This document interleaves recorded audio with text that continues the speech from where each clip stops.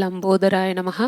తారాని ఆధ్యాత్మిక ఛానల్ ప్రేక్షకులందరికీ సంక్రాంతి పండగ శుభాకాంక్షలు. ఈరోజు మనం సంక్రాంతి విశిష్టత ఏమిటో, ఈ 3 రోజుల పండుగను ఎలా జరుపుకుంటారో తెలుసుకుందాం. నెలకి ఒక రాశి చొప్పున సూర్యభగవానుడు ఏడాది మొత్తం కలిపి 12 రాశుల్లో సంచరిస్తాడు.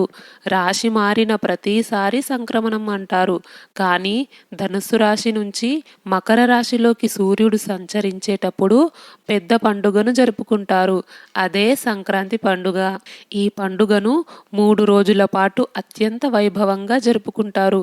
సంక్రాంతి పండుగ విశిష్టత ఏమిటి అంటే, ప్రపంచవ్యాప్తంగా సంక్రాంతి పండుగను పెద్ద పండుగగా ఎలా జరుపుకుంటున్నారో పూర్తి వివరాలు తెలుసుకుందాం.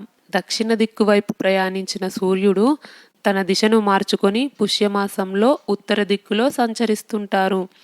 అందుకే దీన్ని ఉత్తరాయణ పుణ్యకాలం అని పిలుస్తారు. సూర్యుడి గమనం మారటం వల్ల అప్పటి వరకు ఉన్న వాతావరణంలో పూర్తిగా మార్పులు వస్తాయి. సంక్రాంతి సౌరమానం ప్రకారం చేసుకుంటారు కాబట్టి ఈ పండగ తేదీల్లో మార్పు ఉండడం చాలా అరుదు. సంక్రాంతి పండగ సమయానికి పొలాల నుంచి వచ్చే ధాన్యం ఇంటికి చేరుకుంటుంది. చేతికి వచ్చిన పంటను చూసి రైతులు ఆనందంతో చిరునవ్వులు చిందిస్తారు. ఇంటికి చేరిన కొత్త ధాన్యంతో అన్నం వండుకొని తినరు.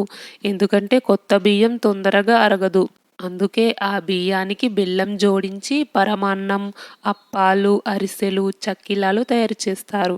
ఇలా చేస్తే పిండి వంటలు చేసుకున్నట్లు కూడా ఉంటుంది, జీర్ణ సమస్యలు కూడా రావు.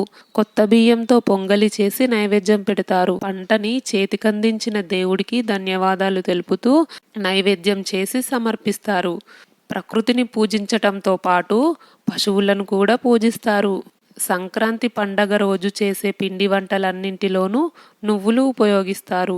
కొందరు నువ్వులను శనిదేవునికి రూపంగా భావిస్తారు. చాలా ప్రాంతాల్లో సంక్రాంతి సమయాల్లో నువ్వులను తప్పనిసరిగా వినియోగిస్తారు.